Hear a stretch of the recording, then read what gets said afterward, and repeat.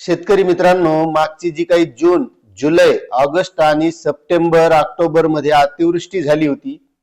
या अतिवृष्टीमध्ये शेतकऱ्यांचं जे नुकसान झालं होतं आणि आतापर्यंत बरेच शेतकरी असे आहेत की त्या शेतकऱ्यांना अतिवृष्टीची मदत मिळालेली नाही, रब्बीचं अनुदान मिळालेलं नाही. आणि बरेच शेतकरी नुसतं कमेंट करतात की मला मिळालं नाही, मला मिळालं नाही. पण ते का मिळालं नाही हे सुद्धा महत्वाचं आहे आणि त्यासाठी आपल्याला काय करावं लागणार आहे ते सुद्धा महत्वाचं आहे. नाहीतर नुसतंच आपण कमेंट केली की मला मदत मिळाली नाही, पण का मिळाली नाही याचा सुद्धा विचार त्या शेतकऱ्यानं करणं गरजेचं आहे. आणि काही शेतकरी असे आहेत की या गोष्टी का कशासाठी करावं लागतात, का करावं लागतात आणि ते करण्यासाठीच पुढे येत नाहीत. त्यामुळे एक लक्षात घ्या, आजच्या व्हिडिओ मधून आपल्याला हे समजून घ्यायचंय की आतापर्यंत मराठवाड्यातील शेतकऱ्यांना किती मदत झालेली आहे, कोणत्या जिल्ह्यासाठी किती मदत आलेली आहे, किती शेतकऱ्यांना झालेली, आणि त्यामधून जवळपास 2.5 लाखाच्या वर शेतकरी आजही वंचित आहेत. मग ते अतिवृष्टी अनुदान मिळालेलं नाही, रब्बीचं अनुदान मिळालेले नाही आणि आता त्यांनी हे मिळण्यासाठी त्यांना काय करावं लागणार आहे आणि का मिळाली नाही हे सुद्धा महत्वाचं आहे, ते समजून घ्या. तर शेतकरी मित्रांनो, वेगवेगळे शासन निर्णय काढले आणि शासनानं जवळपास 86 लाखाच्या वर शेतकऱ्यांना ही अतिवृष्टीची मदत केलेली आहे. आता त्यामध्ये जिल्हानिहाय मदत बघूया आपण.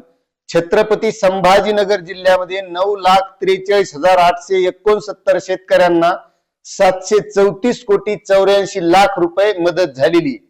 त्यानंतर जालना जिल्ह्यामध्ये 8,55,949 शेतकऱ्यांना 597 कोटी 86 लाख रुपयाची मदत दिलेली आहे.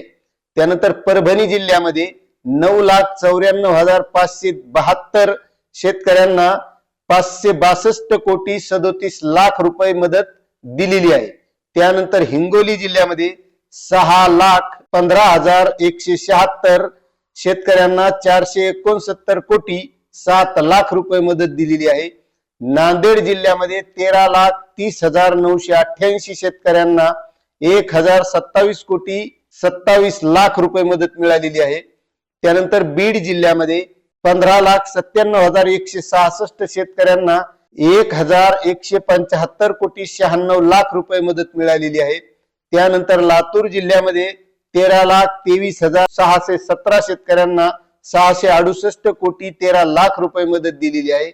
धाराशिव जिल्ह्यामध्ये 10,21,109 शेतकऱ्यांना 832 कोटी रुपये मदत मिळालेली आहे. अशी एकूण 86,82,446 शेतकऱ्यांना 6,397 कोटी 50 लाख रुपये ही मदत देण्यात आलेली आहे. आता शेतकरी मित्रांनो, मग या मदतीमधून जे वंचित राहिलेले शेतकरी आहेत त्यांना न मिळण्याचं कारण काय? तर त्यामध्ये बऱ्याच शेतकऱ्यांनी आपला फार्मर डिजिटल आयडी काढलेला नाही. आता तुम्हाला वाटतं ना, आपण तर फार्मर डिजिटल आयडी काढाय, मग आपल्याला काऊन भेटली नाही? आता त्याच्यात एक लक्षात घ्या, महत्वाचा मुद्दा असा आहे की बऱ्याच शेतकऱ्यांची जमीन ही एकाच गटात नाही, कोणाची 2 गटात आहे, कोणाची 4 गटात आहे, 5 गटात आहे, थोडी थोडी जमीन आहे पण वेगवेगळ्या गटामध्ये.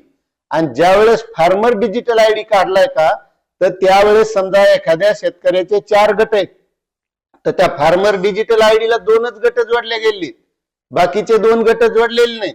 आणि मग त्या शेतकऱ्याला जी मदत आलेली तर ती त्या 2 गटाचीच आली, या 2 गटाची आलीच नाही, किंवा त्या 2 गटाची नुकसानच झाली नाही. आणि झाली ती नुकसान ज्यांची त्या फार्मर आयडीशी कनेक्ट नाही त्या गटाची नुकसान झाली, म्हणून त्या शेतकऱ्यांना आली नाही. आणि त्या शेतकऱ्यांना केवायसी करणं गरजेचं आहे.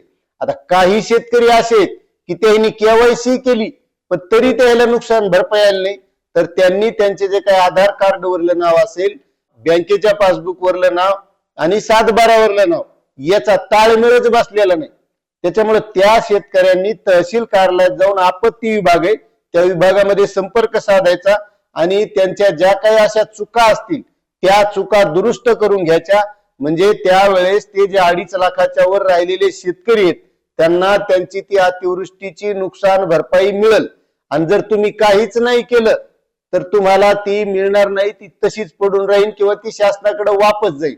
त्याच्यामुळे लवकरात लवकर आपण आपल्या तलाठ्याशी संपर्क साधायचा कृषी कार्यालयातील आपला कृषी सहाय्यक आहे त्याच्याशी संपर्क साधायचा, नाहीतर मग तहसील कार्यालयामध्ये आपत्ती विभाग आहे त्यांच्याशी संपर्क करायचा।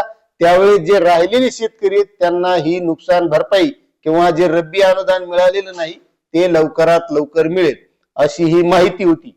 आता तुम्हाला माहिती कशी वाटली? तुम्हाला नुकसान भरपाई मिळाली का? रब्बी अनुदान मिळाले का? नक्कीच कमेंट करा। आणि आपले व्हिडिओ आवडत असले तर नक्कीच आपल्या चॅनलवर नवीन असाल तर सबस्क्राईब करा, व्हिडिओला लाईक करा आणि जास्तीत जास्त शेतकऱ्यांना शेअर करा। जय हिंद, जय महाराष्ट्र।